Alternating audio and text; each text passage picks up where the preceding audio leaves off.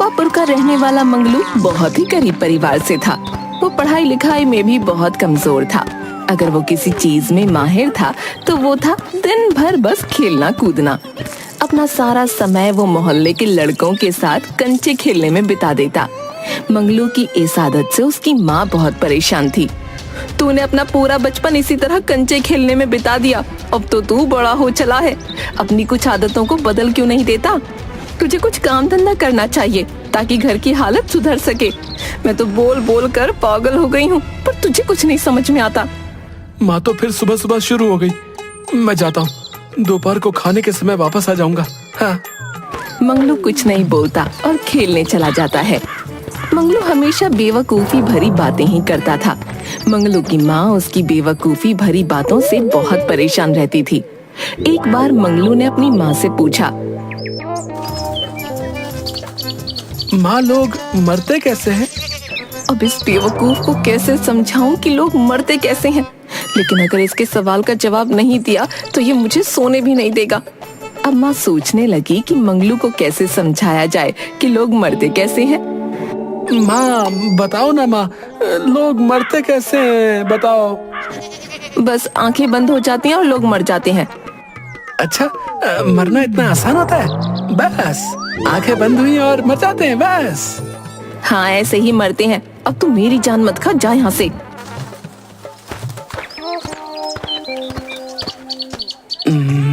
मुझे भी एक बार मरकर देखना चाहिए। कैसा लगता है? एक काम करता हूँ, गांव के बाहर चलकर एक गड्ढा खोदता हूँ और उसमें आंखें बंद करके लेट जाता हूँ। हाँ, ये अच्छा रहेगा। उसने गांव के बाहर जाकर एक गड्ढा खोदा और उसमें आंखें बंद करके लेट गया। रात होने पर उस रास्ते से दो चोर गुजरे। एक चोर ने दूसरे से कहा, हमारा एक साथी और होता तो कितना अच्छा होता। एक घर के आगे रहता, दूसरा घर के पीछे रहता और तीसरा आराम से घर के अंदर चोरी करता। मंगलू ये बात सुन रहा था। वो अचानक से बोल पड़ा, भैया मैं तो मर चुका हूँ, अगर जिंदा होता तो मैं तुम्हारी मदद कर देता। चोर समझ गए कि ये बिल्कुल बेवकूफ आदमी है। एक चोर मंगलू से बोला, भाई जरा इस गड्ढे में से बाहर निकलकर हमारी मदद कर दो, थोड़ी देर बाद आकर फिर मर जाना। मरने की ऐसी भी क्या जल्दी है भाई? मंगलू को गड्ढे में पड़े पड़े बहुत भूख लगने लगी थी और ठंड भी। उसने सोचा कि चलो चोरों की मदद ही कर दी जाए। ठीक है भाइयों, मैं तुम्हारी मदद कर देता हूँ और उसके बाद फिर मैं मर जाऊंगा। है तुम बहुत दयालु हो भाई। चलो अब हम एक काम करते हैं, पास के ही एक घर में चोरी करने चलते हैं। अच्छा, तुम घर के अंदर चोरी करने जाना, मैं आगे की तरफ पहरा दूंगा और मेरा साथी घर के पीछे की तरफ पहरा देगा। जैसे ही कोई खतरा हमें दिखेगा, हम 3 बार जोर से आया आया आया कहेंगे और तुम घर के अंदर से भाग कर निकलना। ठीक है? ठीक है भाई, चलो चलते हैं। चलो घर के अंदर पहले कुछ खाने पीने के लिए ढूंढता हूँ। पेट में इतने बड़े बड़े चूहे कूद रहे हैं। माँ भी तो कहती है, पहले पेट पूजा फिर काम दूजा है, इसीलिए पहले कुछ खा लेता हूँ, बाद में चोरी करूंगा। हाँ हाँ। तभी रसोई में मंगलू को दूध, चीनी और चावल रखे मिले। अरे वाह, क्यों ना खीर बनाकर खाई जाए। मंगलू ने सोचा और खीर बनानी शुरू कर दी। रसोई में ही एक बुढ़िया ठंड से सिकुड़कर सोई हुई थी। जैसे ही बुढ़िया को चूल्हे से आंच लगनी शुरू हुई तो गर्मी महसूस होने पर सही से खुलकर सोने के लिए उसने अपने हाथ फैला दिए। मंगलू ने बुढ़िया को देखा और उसे लगा कि बुढ़िया खीर मांग रही है। अरे अम्मा, पहले खीर तो बनने दे, तब दूंगा ना तुझे। बुढ़िया को थोड़ी और सेक लगी और उसने अपने दोनों हाथ थोड़े और फैला दिए। अरे अम्मा, मैं इतनी सारी खीर बना रहा हूँ, सारी अकेले थोड़ी ना खा लूंगा। शांति रख, तुझे भी खिलाऊंगा। है तुझे भी खिलाऊंगा। लेकिन बुढ़िया को जैसे जैसे सेक लगती रही तो वो और ज्यादा फैलकर सोने लगी। उसने हाथ और भी ज्यादा फैला दिए। मंगलू को लगा कि ये बुढ़िया खीर के लिए ही हाथ फैला रही है। उसने झुंझलाकर गर्मा गर्म खीर बुढ़िया के हाथ पर रख दी। बुढ़िया का हाथ जल गया। बुढ़िया चीखती चिल्लाती एकदम से हड़बड़ा कर उठ गई। हाय रे मोरी मैया, मैं तो मर गई। ये क्या किया तूने? हाथ जलाकर मारेगा क्या? बुढ़िया के चिल्लाने की आवाज सुनकर सब लोग उठ गए और मंगलू पकड़ा गया। अरे अरे, मुझे पकड़कर क्या करोगी? असली चोर तो बाहर है। मुझे तो बहुत भूख लगी थी, मैं तो अपने लिए खीर बना रहा था। इस तरह मंगलू ने अपने साथ साथ असली चोरों को भी पकड़वा दिया। बड़ी मुश्किल से मंगलू की माँ ने उसे इस मुसीबत से बचाया। घर जाकर मंगलू की माँ ने उसे खूब डांट लगाते हुए कहा, कब तक तू दिन भर ऐसे ही मोहल्ले के आवारा लड़कों के साथ कंचे खेलेगा? अब तो तू बड़ा हो गया है और हट्टा कट्टा भी है, तो कोई नौकरी क्यों नहीं करता? कब तक ऐसे घर बैठे बैठे मुफ्त की रोटियां खाएगा? ठीक है माँ, तुम अगर यही चाहती हो तो अब मैं ऐसा ही करूँगा। मैं कल सुबह ही नौकरी की तलाश में दूसरे गांव के लिए निकल पड़ता हूँ। तुम मुझे रास्ते में खाने के लिए कुछ दे देना है। क्यों दे दूं तुझे?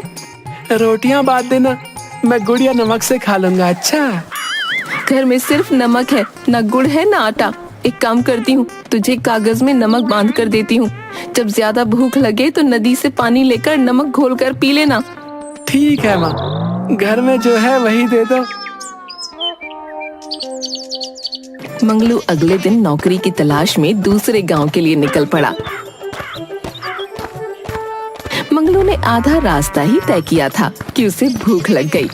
वो एक कुएं के पास ठहरा और अपने थैले से नमक निकाल कर बैठ गया।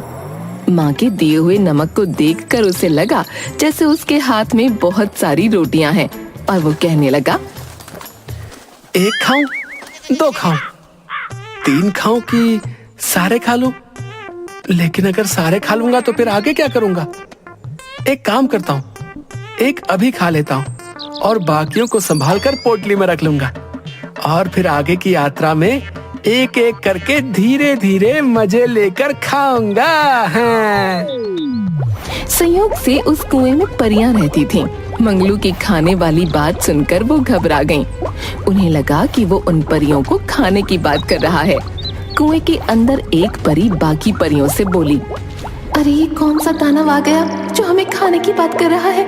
खाने की बात? मुझे तो ये समझ ही नहीं आ रहा कि इसे पता कैसे चला हम परियां इस कुएं में रहती है। हमें जल्दी कुछ करना होगा वरना ये तो हमें सबको खा जाएगा। हाँ, हम एक काम करते हैं, पहले तो हम सब बाहर चलकर इससे विनती करते हैं कि ये हमें ना खाए। डर के मारे वो सारी परियां कुएं से बाहर आईं और मंगलू से विनती करने लगीं। हे महामानव, हम सब आपके हाथ जोड़ते हैं, आप हमें मत खाओ। हम आपको एक जादुई घड़ा देंगे, उस घड़े से आप जो भी मुराद मांगेंगे वो पूरी हो जाएगी। मंगलू हैरानी के साथ उन परियों को देख रहा था, क्योंकि उसने आज से पहले कभी परी नहीं देखी थी। मंगलू को कुछ समझ आता इससे पहले ही परियों ने वो जादुई घड़ा उसके पास रखा और वापस कुएं में चली गईं। मंगलू ने जादुई घड़ा लिया और फिर वापस अपने घर आ गया। घर पहुंचकर, माँ, मैं आ गया। तुम इतनी जल्दी वापस कैसे आ गए? सुबह तो तुम गए थे ना, अभी तो दोपहर भी खत्म नहीं हुई। मुझे पता था तुम कुछ नहीं कर सकते हो। माँ, मेरी बात तो सुनो। और ये हाथ में क्या मिट्टी का घड़ा लेकर आ रहे हो? क्या करूं मैं इसका? अपने सर पर मारूं या तुम्हारे सर पर? माँ, तुम मेरी बात सुनो पहले, उसके बाद जिसके सर पर भी मारना है उसके सर पर मार लेना। उसने अपनी माँ को परियों वाली बात बताई। माँ ये सुनकर हैरान थी। क्या तुमने इस जादुई घड़े को आजमा कर देखा? नहीं माँ, मैंने तो इसे नहीं आजमाया। मैं तो इसे लेकर सीधा तुम्हारे पास आ गया। चलो पहले हम परियों द्वारा दिए गए उस जादुई घड़े को आजमा कर देखते हैं, ये काम भी करता है कि नहीं। चलो पहले इच्छा तुम ही पूरी करवाओ इस घड़े से। क्या चाहिए तुम्हें? मैं क्या मांगू? मुझे तो बहुत जोरों की भूख लगी है। रोटी और गुड़ मांग लेता हूँ। बेवकूफ, अगर ये सच में जादुई घड़ा है तो हम रोटी और गुड़ क्यों खाएंगे? तुम इससे बहुत सारे पकवान मांगो। हाँ माँ, हाँ, तुम बिल्कुल सही कह रही हो माँ, यही अच्छा रहेगा। हे जादुई घड़े, हमें बहुत ढेर सारे पकवान दे दो। इतना कहते ही उनके सामने तरह तरह के पकवान थालियों में सज गए। दोनों ने उस रात स्वादिष्ट भोजन, वो भी पेट भर कर खाया। माँ, ये तो सच में जादुई घड़ा है और इतना स्वादिष्ट भोजन तो आज तक मैंने कभी नहीं खाया। हाँ, अब हमारे दिन बदल जाएंगे। मैं कल इस जादुई घड़े से ढेर सारा धन मांग लूंगी और फिर हम दोनों अमीर हो जाएंगे। मंगलू की माँ ने उस जादुई घड़े से ढेर सारा धन मांगा और दोनों अमीर हो गए। मंगलू की माँ बहुत खुश थी, लेकिन उसके मन में डर था कि गांव वाले उसके बेटे से उनके अमीर होने का राज न उगलवा लें। तभी मंगलू की माँ को एक तरकीब सूझी। वो बाजार गई और ढेर सारे बताशे खरीद लाई। फिर घर के छप्पर पर चढ़कर उनकी बारिश करने लगी।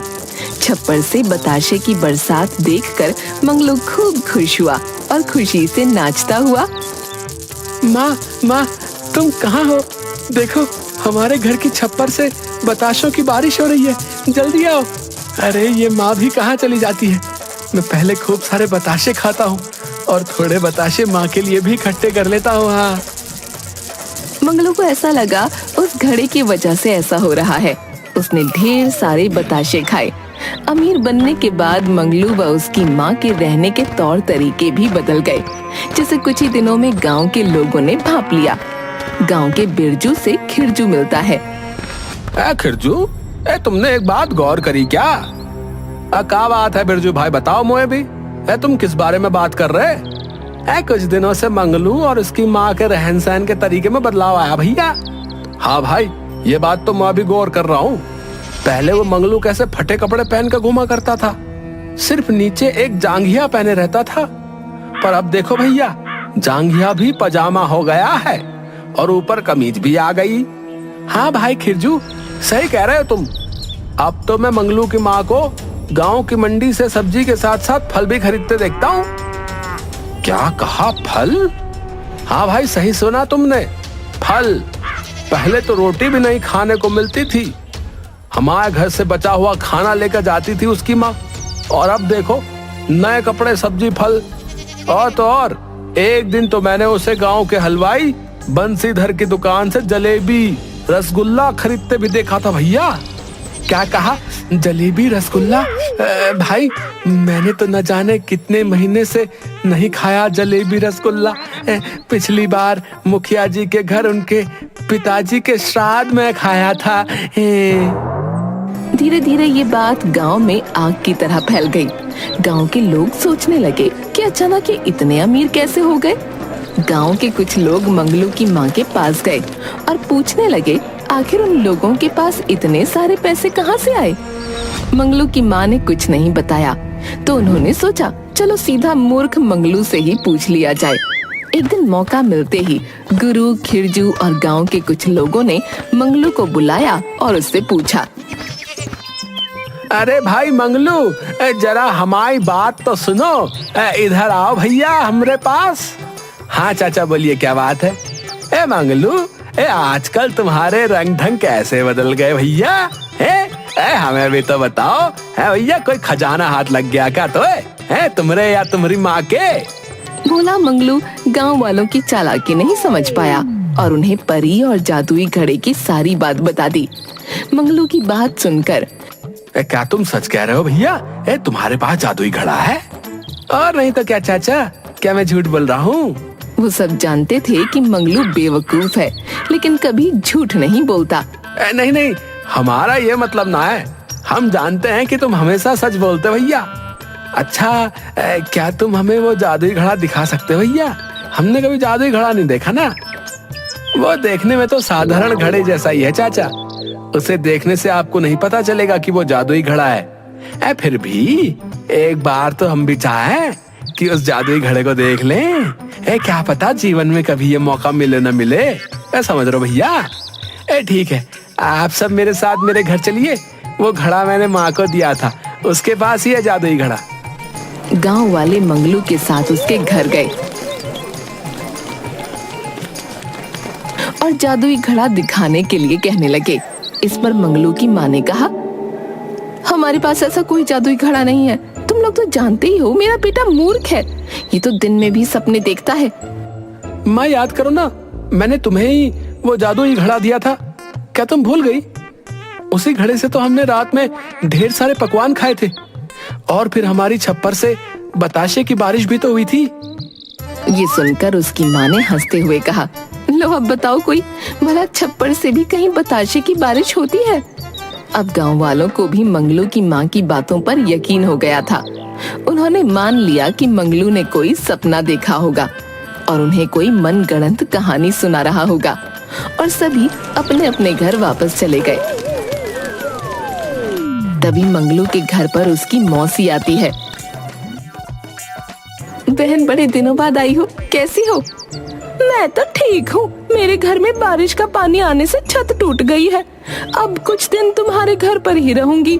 बाजार से मेरे लिए मछली लेकर आ और चावल बना। आज मैं मछली और चावल खाऊंगी। इतना कहकर मंगलू की मौसी नहाने के लिए चली जाती है। मंगलू की माँ मंगलू से बोली, न जाने कहाँ से मुसीबत गले आ गई। बेटा तू एक काम कर, थैला लेकर बाजार से मछली ला। माँ, तू अपने जादुई घड़े से मछली क्यों नहीं मांग लेती? नहीं नहीं, तेरी मौसी के सामने वो घड़ा नहीं निकाल सकते। तू तो जानता है ना वो कैसी है। मंगलू थैला लेकर बाजार की तरफ मछली लेने चल देता है। दूसरी तरफ गांव की नदी के पास मछुआरे मछलियों का बाजार लगाते थे। वहाँ मछुआरों ने नदी में जाल फेंका और उस जाल में मछली की जगह एक मगरमच्छ फंस गया। एक मछुआरा दूसरे मछुआरे से, अरे ये तो मछली की जगह मगरमच्छ का बच्चा फंस गया भैया, अब इसका क्या करें? एक काम करते हैं, अभी इस मगरमच्छ के बच्चे को बोरी में डाल देते हैं और मछलियाँ पकड़ने के बाद नदी में छोड़ देंगे। नहीं तो ये हमें भी मछली पकड़ने नहीं देगा भैया। मंगलू बाजार पहुंचकर एक मछुआरे से पूछता है, अरे भाई, क्या तुम्हारे पास मछलियाँ हैं?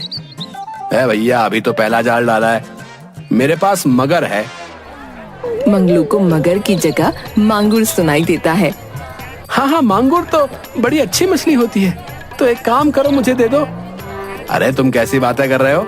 ए जाने दे भाई, अगर उसे मगर चाहिए तो हमें क्या करना है? पैसे मिल रहे, पैसे ले और उसे मगर दे दे। बोरी में है, पैसे दे दो और बोरी ले जाओ। मंगलू मछुआरे को पैसे देकर बोरी लेकर घर जाता है। घर पहुंचकर मंगलू माँ से, माँ, मैं मछली ले आया। कौन सी मछली ले आया जो इतनी बड़ी है? मांगुर मछली है माँ, मांगुर। अरे मांगुर तो बड़ी अच्छी मछली होती है। चल अच्छा ही है जो तू बड़ी मछली ले आया। जरा मुझे भी तो दिखा, ताजी तो है ना? हाँ हाँ, बिल्कुल ताजी है, मछुआरों ने पहला जाल डाला था। हाँ। मंगलू माँ से बातें करते करते बोरी खोल देता है और बोरी खोलते ही उसमें से मगरमच्छ का बच्चा निकलकर मंगलू के घर में घूमने लगता है। तभी मंगलू की मौसी वहाँ आ जाती है।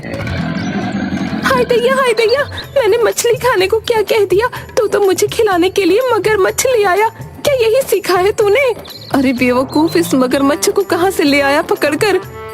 उस मछुआरे ने तो कहा था कि मांगुर है। बेवकूफ, मांगुर नहीं मगर कहा होगा। तुझे ही मांगुर सुनाई दिया होगा। मंगलू की माँ किसी तरह उस मगरमच्छ के बच्चे से पीछा छुड़ाती है, लेकिन मंगलू की मौसी तो मछली खाने की जिद करके बैठी थी। मंगलू की माँ जादुई मटके से मछली मांगती है और अपनी बहन को खिलाकर शांत करती है।